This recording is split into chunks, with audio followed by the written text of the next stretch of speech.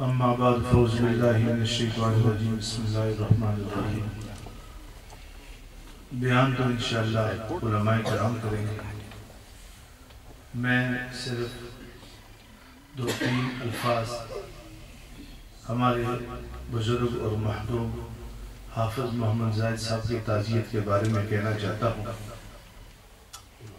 اللہ تبارک و تعالیٰ نے حافظ محمد زاہد صاحب کو کئی خوبیوں سے نوازا تھا اور کئی اللہ تبارک و تعالیٰ نے ان میں سے ایسے کمالات رکھے تھے جو شاہد ہی لوگوں میں ہوں۔ ساری زندگی اللہ کی دین کی خدمت کی اور بغیر کسی معاوضے اور بغیر کسی کے شہرت کے، اس لیے کہ جب سے میں نے اپنی سوچ سمجھ سنبھالی ہے، حافظ صاحب کو مسجد میں امام دیکھا اور ہمیشہ علاقہ چرچ کے علماء کرام کے محفلوں میں جایا کرتے تھے، لیکن ایک عام آدمی کی طرح پیچھے بیٹھا کرتے تھے۔ کئی دفعہ علماء ان کے اوپر اس چیز کا زور لگاتے کہ سٹیج کے اوپر آ جاؤ، تشریف لے جاتے تھے۔ سٹیج کے اوپر نہیں بیٹھتے تھے، پیچھے بیٹھ کے تقریر سنا کرتے تھے، اور ساری زندگی جو ہے وہ قرآن مجید جو اللہ تبارک و تعالیٰ کا کلام پاک ہے وہ انہوں نے پڑھایا بغیر معاوضے کے، اور 3 وقت مسلسل، صبح سویرے، پھر اس کے بعد اپنی زمین میں کھیتی باڑی کا کام خود کرتے تھے، پھر ظہر کے بعد بھی وہ اللہ کا نیک بندہ قرآن مجید پڑھانے کے لیے بیٹھ جایا کرتے تھے، چاہے بیمار ہو، چاہے بخار ہو، جیسے بھی طبیعت ہو، لیکن وہ مسجد میں ضرور آیا کرتے تھے۔ پھر مغرب کی نماز کے بعد بھی یہی معمول تھا، مغرب کی نماز کے بعد بھی عشاء تک یہی اس شخص کا معمول تھا۔ کئی حفاظ پیدا کیے۔ ایک عالم دین جہاں پر دین کی محنت شروع کر لیتا ہے، اللہ اس کی محنت کو رائیگاں نہیں جانے دیتے۔ ہمارے گاؤں بہبودی کے اندر حافظ قرآن بچیاں بہت کم تھی، شاد و نادر تھی۔ ایک بچی کو پڑھانا شروع کیا، بچی بڑی ہوئی تو خود مدرسے سے جب چھٹی ہو جاتی ان کے گھر میں جاتے، ان سے قرآن مجید کا سبق سنتے۔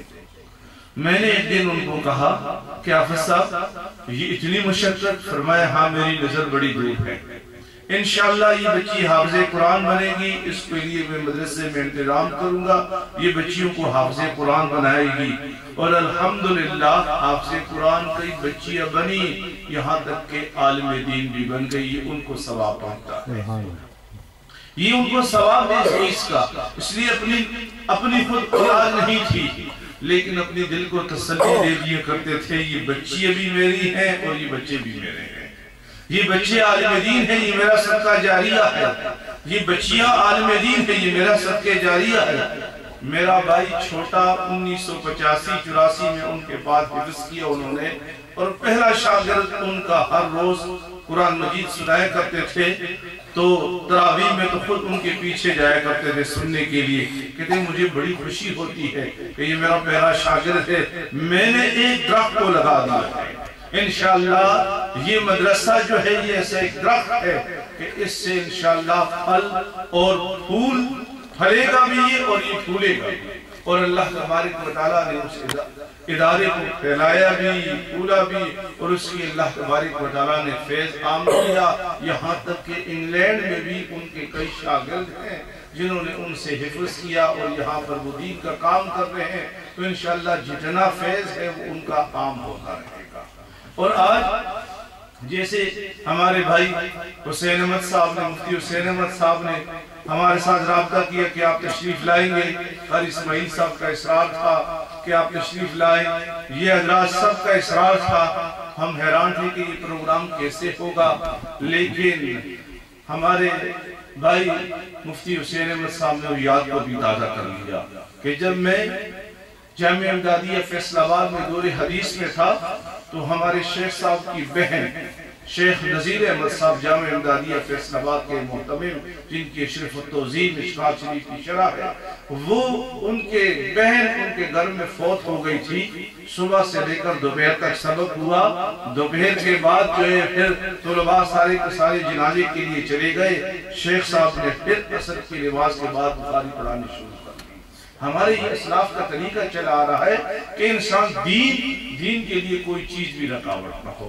انشاءاللہ یہ اللہ کا دین پھلے گا، پھولے گا، اور یہ انشاءاللہ یہ ادارہ جو ہے اللہ تبارک و تعالیٰ اس ادارے کے فیض کو پورے انگلینڈ میں عام کریں گے۔ انشاءاللہ یہ ابتدا ہے، اور آگے آگے جو ہے یہ اللہ تبارک و تعالیٰ اس کے فیض کو عام کرتے رہیں گے۔ جس بچے نے اس کا کیا نام ہے؟ حافظ بدر غنی صاحب کے حفظ قرآن مجید کی اس تقریب میں ہم شریک ہوئے ہیں۔